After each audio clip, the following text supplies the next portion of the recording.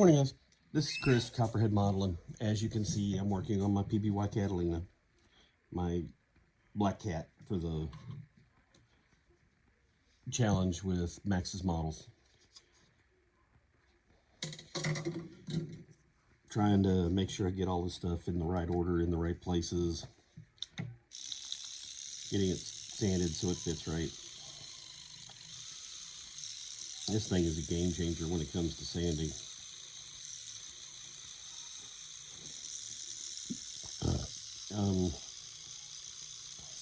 Working on the cockpit right now.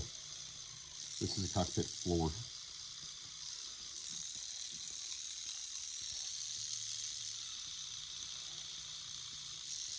I put together the walkway for between the observation / gun turret posts in the back.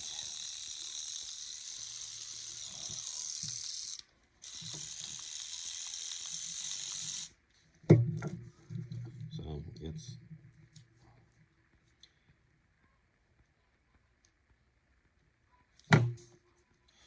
already taken care of. As you can see, I've already painted these chromate.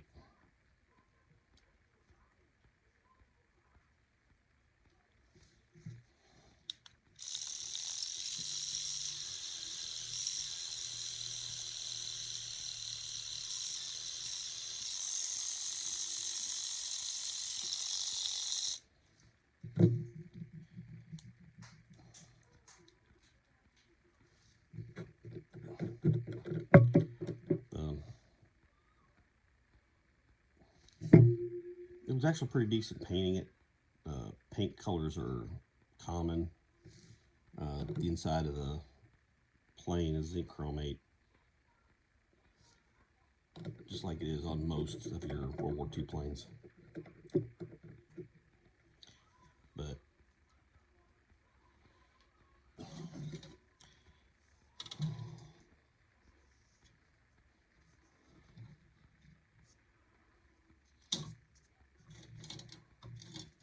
the PBY is one of those that's a weird thing, because a lot of times you see them and the wheel wells are white, but if you look at the color map on it, the color map says they're supposed to be zinc chromate. So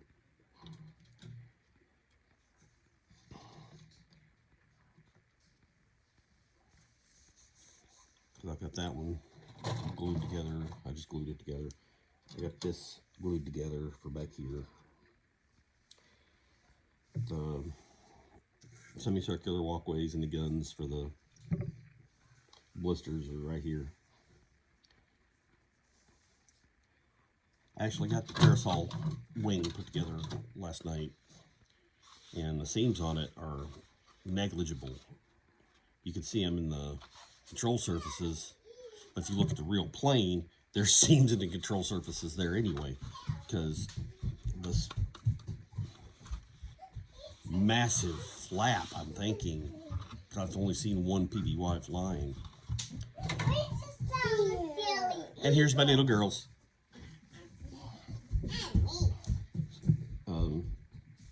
In my retirement, I've become a stay-at-home dad. So part of my decision making right now is I'm trying to decide if I'm going to go early model or late model, because if you go early model, you've got all these antenna to put on.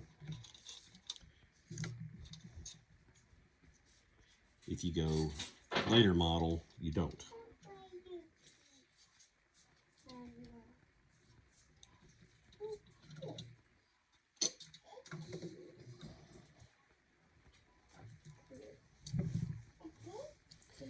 Painting the glass on this is going to be interesting, because where Max has the Revell's classic mega raised, I don't. There is no raise here at all, and I don't understand. I mean, they're barely there. I don't know if you can see them, but there is no, one nice thing about it is there is absolutely no distortion in that glass. So that's a good thing. One of the things about trying to decide if you want to go early or late is if you go late, you got to drill a hole in the cockpit cover so that you can put the radome on top of it. Another thing about PBY is it has a lot more glass in it than you realize if you're looking just at the plane, because it's got the turret at the nose, because this is a late, by the way. It's got the turret on the nose. It's got windows in the side. It's got a window up here in the column that holds the wing, because that's where the navigator sat. I never knew that. He sat up there so he could have a better observation. And this being late, it has radome mounted on top of the cockpit. And yes, I've killed 2 sprue already just by building the wings. This is two complete sprues by itself. Also, another thing, you have to go in and drill all the mounting holes for the bombs, and I'm thinking these are antenna, and then the exhausts under the engine. Not an exhaust, this is air scoops.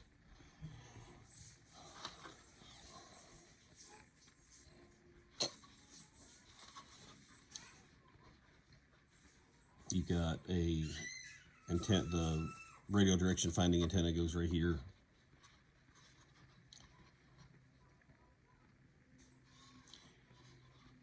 It's been a pretty decent about the way it goes together so far.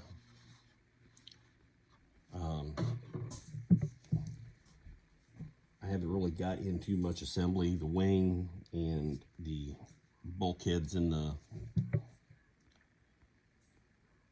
body are all I've really assembled.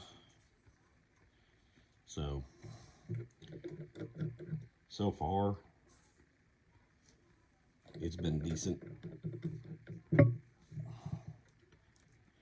Basically, all I'm assembling right now is the stuff that I need to assemble to get the paint done, get the paint right.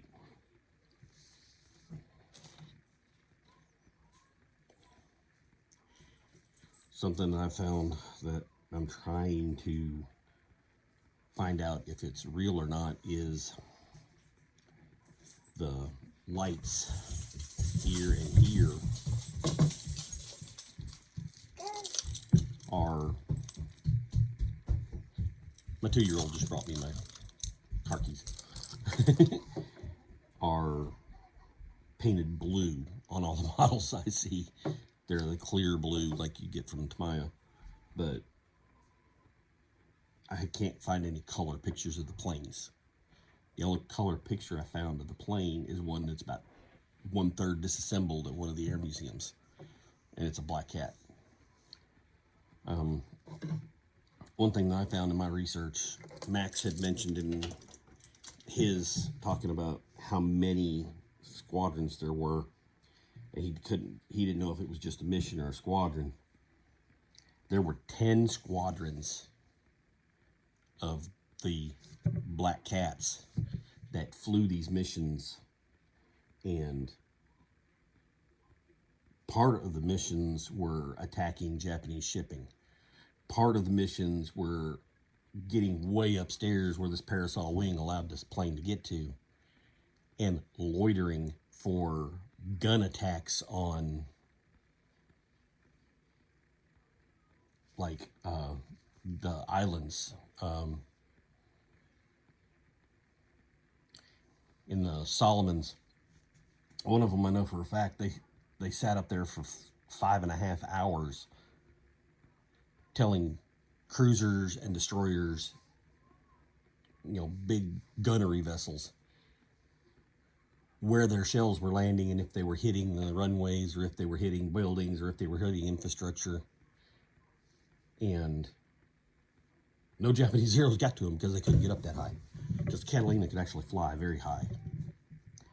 The parasol wing, as it's called, is just that. It's a stupid amount of lift for a single wing.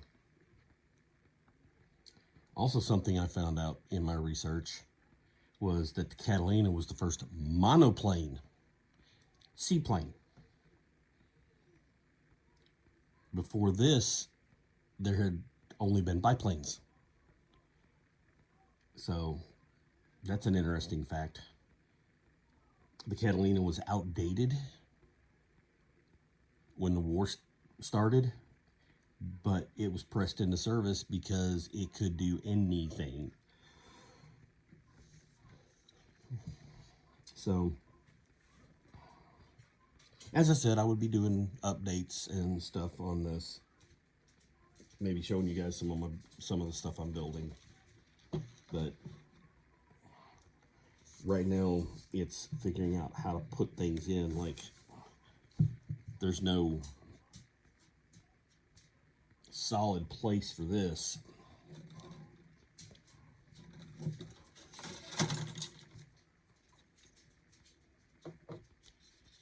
I mean, all you have is a square here and a square here. And this sits in here like this.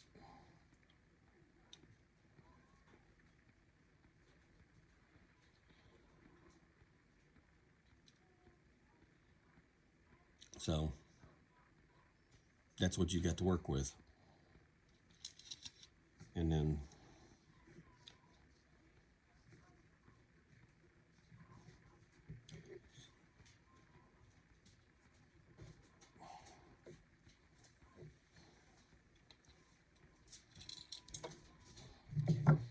okay, be smart aleck. These go in here.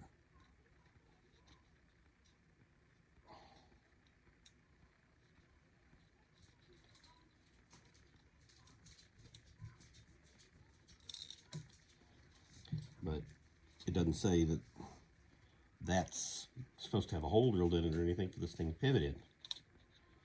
Which means, okay, how does this thing stay in? As you can see, it doesn't want to stay in.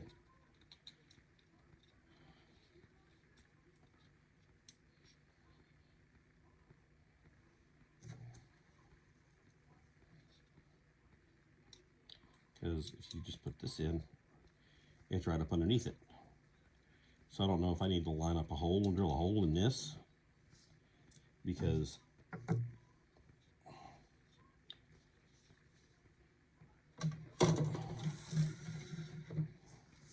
right here's the thing. It shows it sliding in and the net sliding in under it. And then in the next, it shows you how to put all these together. And then in the next one, it shows that going in, that going in, the landing gear already in, which is something you got to make a decision on before you build it. Do you want the landing gear up or do you want the landing gear down?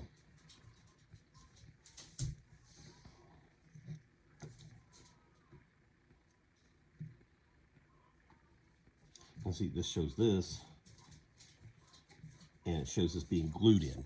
So I'm thinking about maybe trying to line it up and drilling a hole so they can have a pivot and maybe pivot the, because this is showing it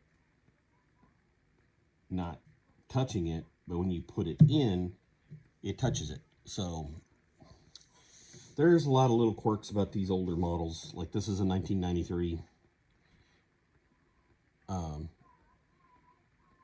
vintage model. I'll admit I gave Max probably the better as far as vintage goes, because it's as old as I am. It was pressing from the year I was born, 1969. But As you can see, I did the engines in metallic black and then dry brushed them with silver. I'm going to paint this front cover gray. I don't know how well you can see my engines. See, they're dry brushed with silver, but they're black. And this front gear cover is supposed to be gray. There's the props, there's the prop shafts. These are different because the prop shafts glue into the props, and there's no cap on the back to hold the prop in, so I'm going to take my file and clean out the openings in here to make sure that they have plenty of room to turn.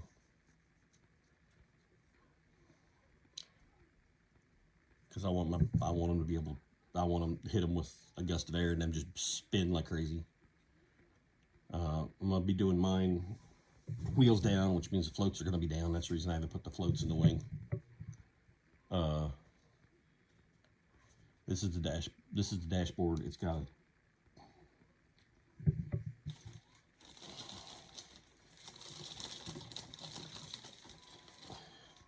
a decal for the dashboard, but this model you ain't going to be able to see the dashboard for nothing, because as I said, this is the glass and the center section of it is black. This is black, that's black, that's black, that's framed in black. It's got a black rib running down the middle of it. You need a magnifying glass to see through that. See all the sections of it.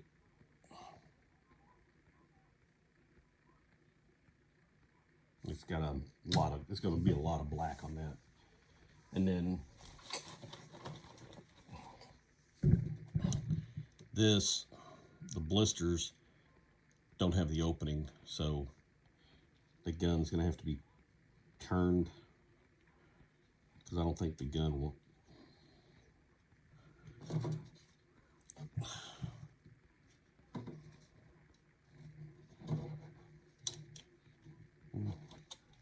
There's how the blister sits.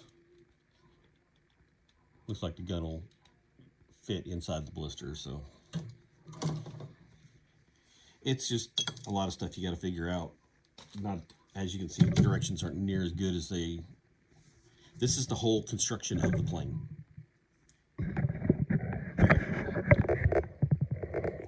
One, two, three, 4, 5. The only thing on the back of this is putting the tires on and decals. So right here is pretty much the whole construction of the plane. And I got to figure out how much weight I got to put out in that nose, because this thing is going to be a tail sitter if I don't, because main gear are here and here. So all this has to be taken care of. Which means I'm going to have to get into my stash and find my mag weights. But this is just the update on how I'm doing with my build. I'm not going very fast because I'm wanting to make sure everything's right and make sure everything's built correctly. But I'm also wanting to get the paint job right. And you know, people are saying, well, at least you don't have to paint it. It's already black, but it's gloss black. You got to flat the whole thing. So I might as well just paint it flat black. Either I'm going to paint it flat black, or I'm going to get it built, mask off all the glass, like the bubbles and the canopy I'll leave off. I can't leave the turret off because the turret's hooked on in this channel right here so it can turn.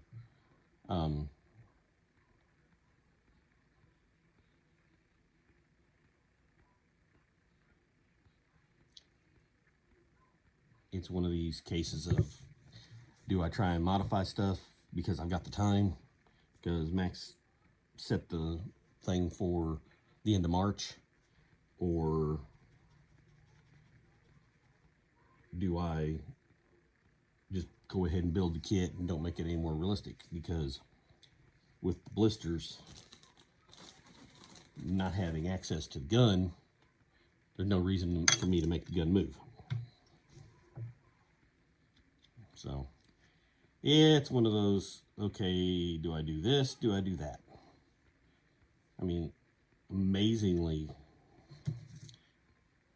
there's very little distortion in these blisters, which I'm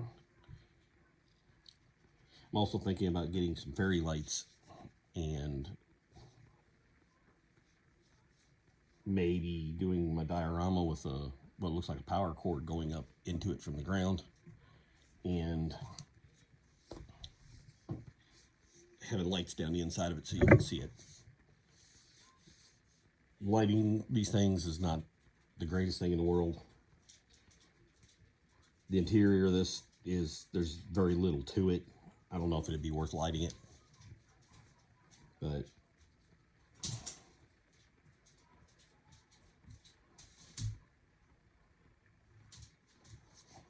it's one of those cases of, this is my furry girl. Yeah, you're my furry girl. I've got 2 daughters and a furry girl. So you guys have a good one. God bless. Keep everybody safe, especially any of you in the Northeast where that nor'easter slammed you guys. I'll do an update tomorrow and see what I've got to. You guys have a good one. And remember, build it as you want it to be, because there's no other way you'll be happy with it. Goodbye.